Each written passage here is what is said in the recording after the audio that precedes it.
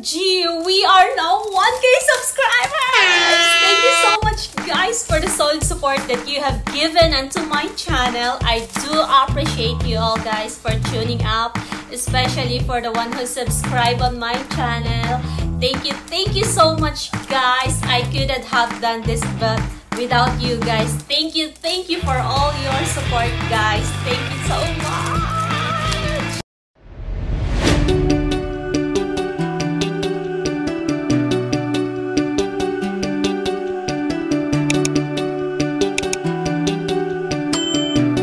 Hey guys, again, I want to say thank you all for reaching out into my channel. We are now 1,000 subscribers. Thank you so much, guys, for those who appreciated my vlogs. Especially po sa mga nag-thumbs up at nag-subscribe ng aking channel.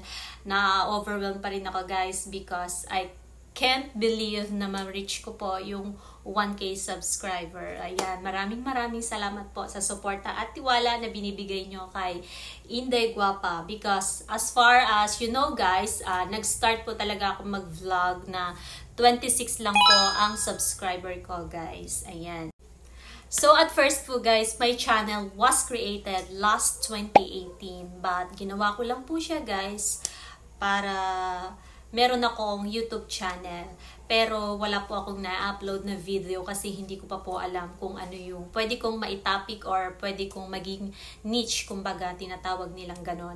Until one day, I've got inspired by my husband at sabi niya, why not mag-upload ako ng video regarding nga po sa journey ko ng pag-a-apply papuntang Poland. So, ayun po, guys, na naisip ko din na, oo nga no, bakit hindi nga ako gumawa ng video na kahit hindi pa man ako nakakarating sa Poland is yung step-by-step journey ko ng mararanasan ko or mga pagsubok na pagdadaanan ko, bakit hindi ko nga siya i-vlog para maka-inspire or makatulong at makapagbigay ng idea, lalong-lalo na sa mga first-time applicant na mag-a-apply papuntang Poland or sa mga interested na pumunta ng Poland para magtrabaho.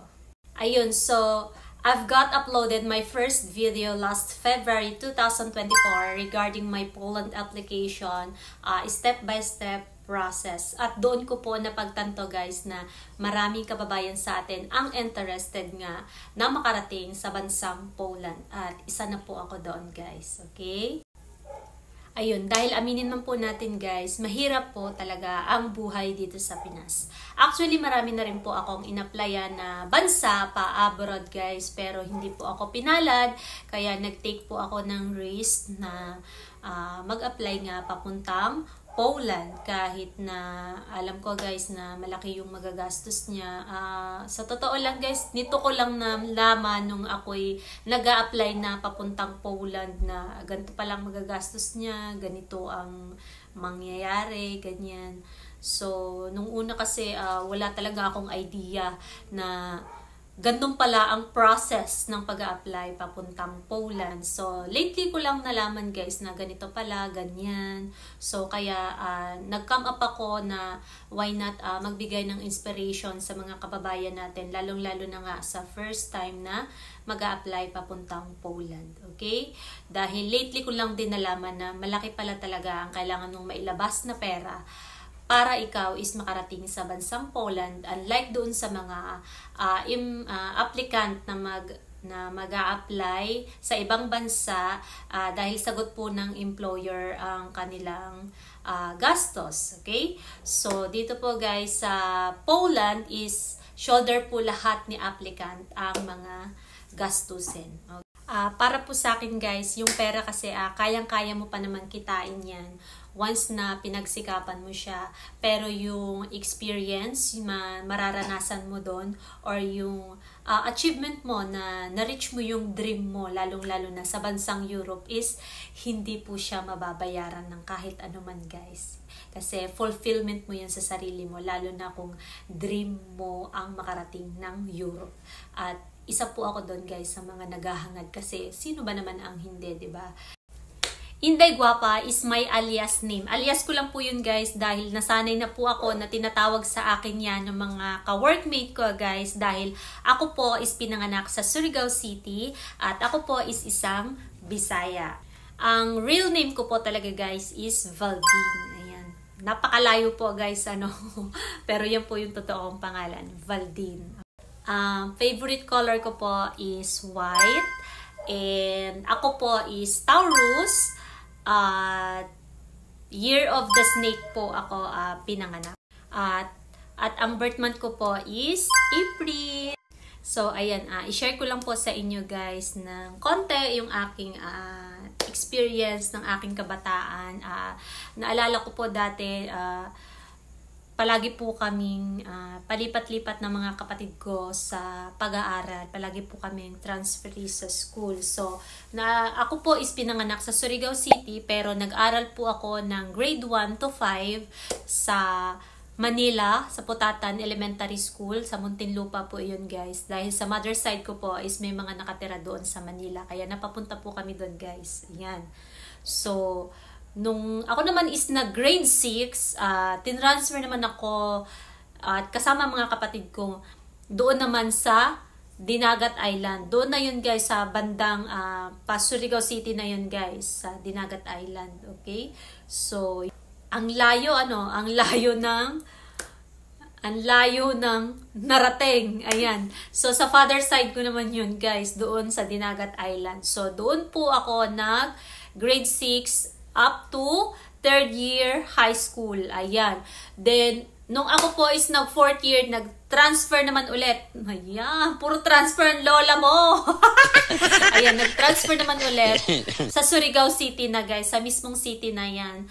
Doon po ako nag-graduate ng 4th year high school. Ayan, so marami po akong mga kakilalang mga classmate, kaibigan. Ayan, kasi nga palipat-lipat ng school at maganda naman siya in a way na marami kang makikilalang friends pero mahirap din siya guys kasi syempre yung adjustment mo. So ayun guys, alam naman natin sa probinsya, simple lang at payak ang pamumuhay nga. Ayan. Naalala ko dati guys, nung high school pa lang kami, tumira kami kila lolo at lola sa father side namin.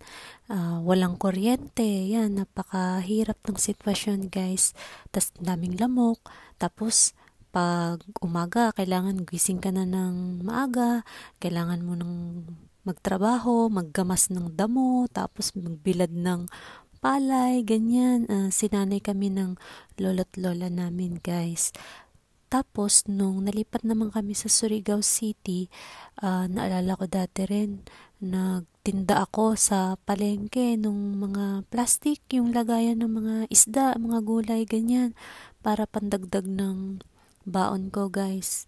Yun, lahat ng sakripisyo at hirap, guys, na naranasan ko nung kabataan ako, guys. Kaya sobrang hirap talaga, guys, dati nung panahon namin nung kabataan ko guys. Kaya nung time na yun guys, hindi naman naging burden para sa akin kasi parang mas yung ngayon nito nung ako'y nagkaedad na, parang yun yung naging silbing inspirasyon ko para mas lalo pang magpursige sa buhay at hindi ko kinakahiya yung experience kong yon nung kabataan ko guys kasi yun yung isa sa mga naging dahilan kung bakit ako naging matatag ngayon. So, nung namatay po yung lolo at lola ko sa father's side, nakapag-desisyon sila mama at papa na for good na kami dito sa Laguna. Kaya lahat po kami way back 2006 is bumiyahe po kami pabalik or papunta sa Laguna. Okay? So, tumira po kami sa mother side namin. So, ako po is 17 years old lang nun, guys. Nung kami is bagong salta sa Laguna. Ayun. So, kung mapapansin nyo, guys, in PA po kami, guys. Wala kaming permanent na address ng family namin. Napakahirap, guys. Kasi laging may adjustment na nagaganap or nangyayari sa buhay. Ganun. So, ayun nga po, way back 2006, nung bagong salta kami dito sa Laguna is sobrang laki ng adjustment ang nangyari sa buhay namin. And then, nagpahinga lang ako ng mga ilang buwan at nakita ko yung sitwasyon na ang hirap dito pag wala kang work dito sa Laguna, pag wala kang trabaho. Kasi iba yung pamumuhay dito sa Laguna, sa Manila nga, kesa doon sa probinsya, sa Surigao, okay? So, yun, 17 years old pa lang ako noon, guys. Nag-apply na po ako sa mga company at ayun, pinalad naman po akong makapasok. First job ko po noon, guys, dito sa company to. Yan. Ayan, so, kung mapapansin nyo po, 17 years old lang ako, pero tinanggap ako, guys, dahil meron po akong parents consent letter na dinala, kaya na-hired po nila ako nung time na yan. At doon na po nag-start ang aking journey ng pagtatrabaho dito sa Laguna. Okay? So, ayan po yung aking second job, and then third job, at fourth job, and so on and so forth, guys. So, for the meantime, meron po akong present work, okay? So, ayun guys, siyempre sa tagal-tagal ng pagtatrabaho ko dito sa Laguna, dumarating din sa isip ko, guys, na gusto ko mag-level up, gusto ko mag-step up sa buhay ko nga. Ayoko nang, I don't want to settle lang, hanggang dito lang ako. Kaya naisipan ko, guys, na mag-abroad. Dahil nakikita ko rin, guys, sa mga kaibigan ko na iba talaga ang buhay kapag ikaw is nakapag-abroad. Baga medyo makaluwag-luwag ba. At isa na doon, guys, is gusto ko rin mabigyan ng magandang buhay ang aking anak. Nga pala, guys, ako po is married na po last 2015. Kinasal po ako, guys, at nabiyayaan ng isang anak. Ayan. So, ayun nga po, guys, bukod sa gusto kong mabigyan ng maganda at maayos na buhay ang aking anak, is gusto ko rin na masuklian ang paghihirap nila mama na sa pamamagitan man din ng pagbibigay sa kanila ng hindi man ganon karangya, pero yung nakaluwag-luwag ba, guys, yung kapag may hihingin sila, makakapagbigay ka ng sobra doon sa hinihingi nila, yung tipong gano'n na gusto ko rin makapag-travel sila sa ibang bansa, makaranas sila ng mga gano'n, diba? Napakasarap na maibigay sa parents mo yung kung ano yung deserve nila, okay? Bilang sukli na lang natin, bilang napalaki nila tayo ng maayos. Yun, isa yun sa mga goal ko talaga, guys, kaya hindi ko talaga give up yung pag-a-apply ko papuntang Poland kahit ganun nga, napakahirap ng sitwasyon at napakadaming pagsubok na pagdadaanan. Kaya, guys, pinagdadasal ko po na sana balang araw is matupad ko yung mga pangarap ko, hindi lang sa sarili ko kundi para din sa aking mga magulang at sa aking nag-iisang anak. And hopefully, sana po is na-inspire kayo sa aking munting vlog. And speaking of inspiration, pinapakilala ko po sa inyo, guys, ang ating special guest for today's vlog. All the way from Hungary. Ayan, ang aking kapatid po, kadarating lang po niya sa Hungary last September 27. Ayan. Wow! So, masayang-masaya ako, guys, dahil nakarating po siya sa bansang Hungary. First time niya lang din po, guys, mag-abroad at natutuwa ako kasi nakikita ko na, ayan, unti-unti niya nang matutupad ang kanyang pangarap. Ayan, pakinggan po natin. Kumusta, bro? Ayos lang. Ba't napatawag ka? I-guess sana kita sa vlog ko. Dahil ako may Vlog, saan yan? Yeah, guesting yarn. Huwag na. I-guess kita para magbigay ng inspirasyon sa ating mga kababayan. Malamig na ba dyan? Oh, lagi naman. Lagi malamig dito. Kumusta? Kumusta dyan? Alam mo na, ayos lang. Yo, what's up, young man ng Hungary? Astig. Ayop, Shoutout sa inyo, mga young king. ito nga pala guys ay ang aking kapatid, pangalawa sa bunso. Ngayon, nasa Hungary na siya guys.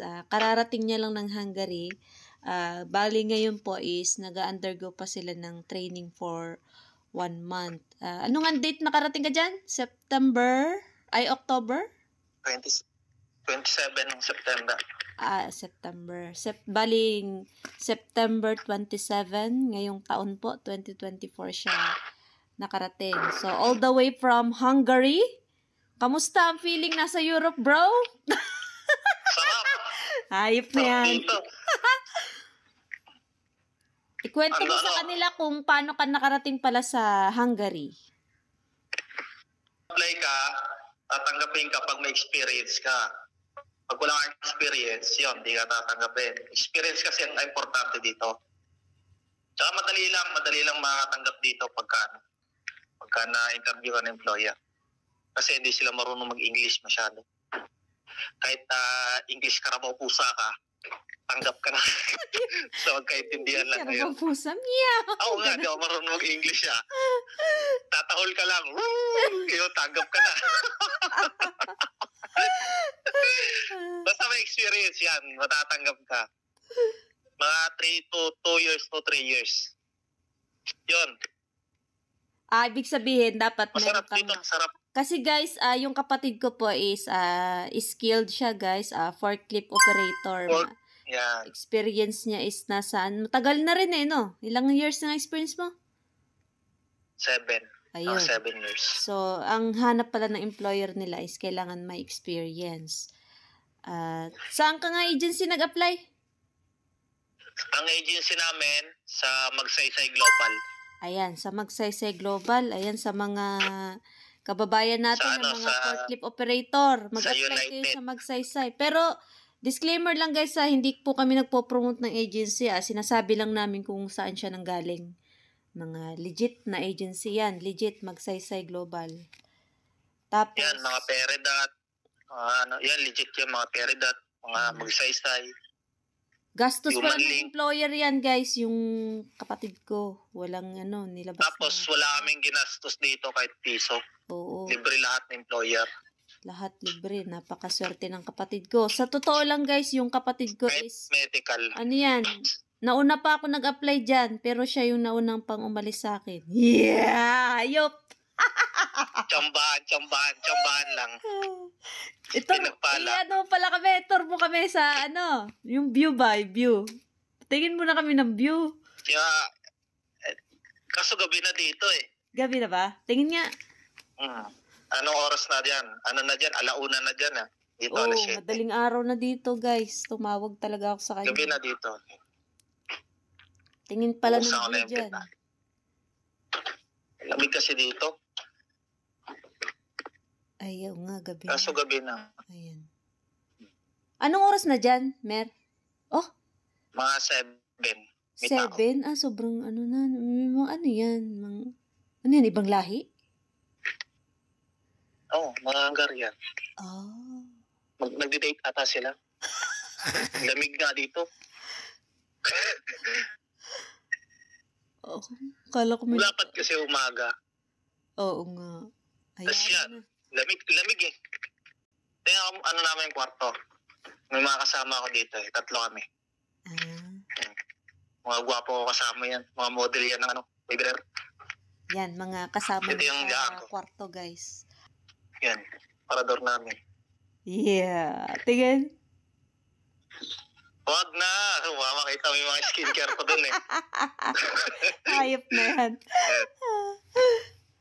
Yung rep namin, walang laman. May dala pa siyang dato puti. Dala kayo nun. Yan, parang sala namin. Maganda. Maganda yung kanilang accommodation. Malaki. CR namin.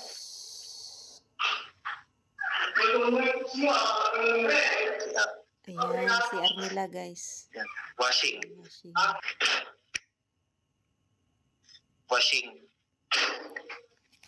Isa lang washing, tapos isa sa baba. Ikot mo ba sa baba? Huwag na. Ikot. Huwag na, dito ka sa taas. Dyan na lang. Second floor yan? No? Oo, nasa second floor ako. Ilang floor ba yung ano nyo, accommodation? Bali, third floor to kasi may underground eh. Ah, Heater. Heater dito pero malamig pa rin. yung kusina. Kusina. May kumain eh. Kakataas lang kumain. Minom lang tubig. Ah, ito yung kanilang kusina pala, guys. Silutuan kayo dyan. House tour din ako pag nakarating ako dyan. Ganito din sa inyo. Ganyan din. Magiging ganyan din kayo. Pero lilipat pa kami. Kasi nasa probinsya kami. Ay, oo nga pala, no? Dapat sa ano kami, sa Budapest. Kaya lang kami nandito kasi Gawa ng training. yung ano namin, yung forklift license, ginagawa pa. 2 weeks kasi yun bago 2 weeks bago ma-release. Bawal kasi kami magtrabaho pag wala kaming ganun. Ah. Bawal kami mag-start. Ilang years Ano na pa? yung contract mo dyan? 2 years, tas plus 1. Ano yung +1 pag nagustuhan ng employer? Pag maganda yung performance mo. Sige na, hindi na kita masyado abalahin. Ano na lang, quick message o inspirational sa mga kababayan natin na nais mag-apply papuntang Europe. Napakahirap ngayon ng Europe. Sobrang higpit. Oo, Lalo sa Poland. mahigpit dito. Doon sa mga mag-a-apply, kunwari, nag-a-apply na kayo, tapos di kayo natatanggap. Apply lang yun, apply. Matatanggap din kayo niya, makakachamba rin kayo. Lagi naman may applyan dito sa gawang gusto nila ng Pinoy. Yung mga Hungarian, gusto nila mga Pinoy kasi masisipag.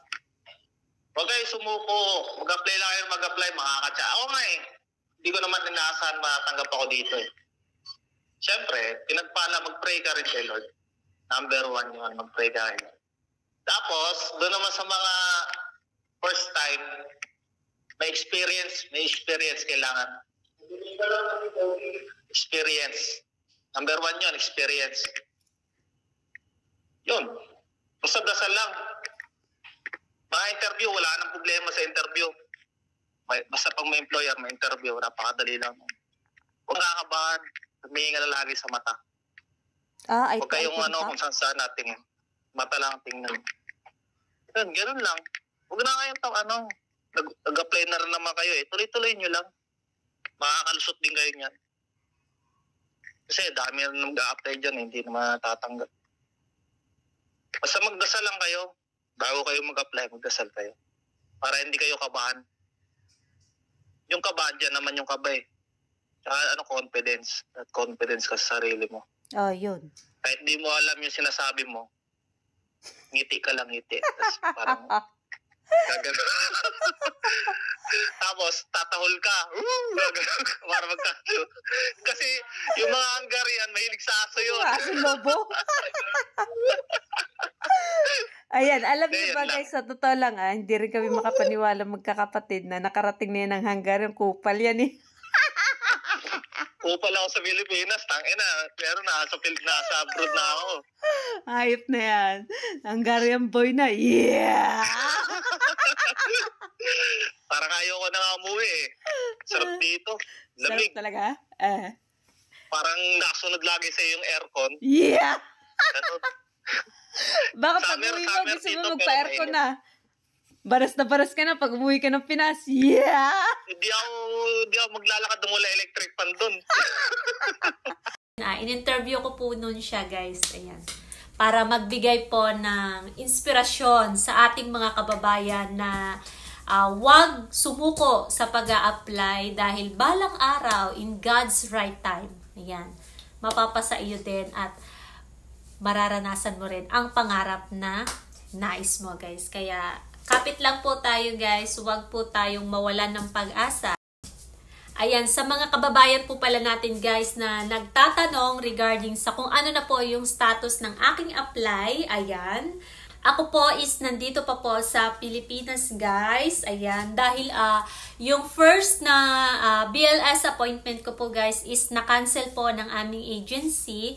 Kaya This time guys is nagaantay po ako ng schedule kasi ang information nila sa amin is sila na po ang magte-take charge ng pag-appointment ng BLS sa amin guys. Ayan, so yun na lang po ang inaantay ko guys ng aking ma-apply.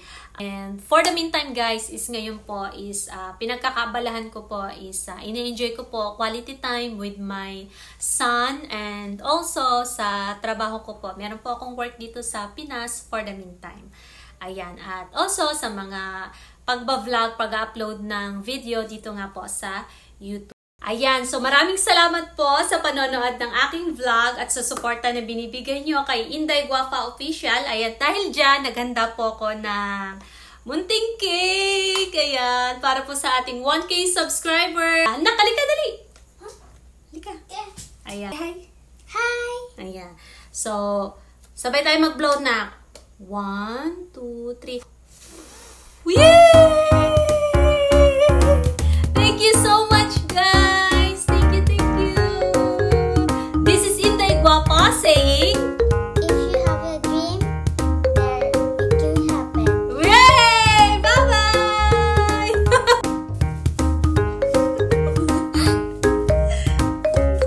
Hoping guys na wag po kayo sanang magsawang sumuporta at masamahan niyo ako sa aking journey hanggang sa ako ay makarating papuntang Poland.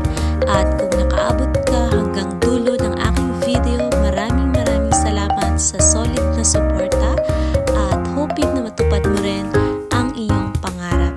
That's all guys. God bless everyone. Bye! Thank you all for watching this here.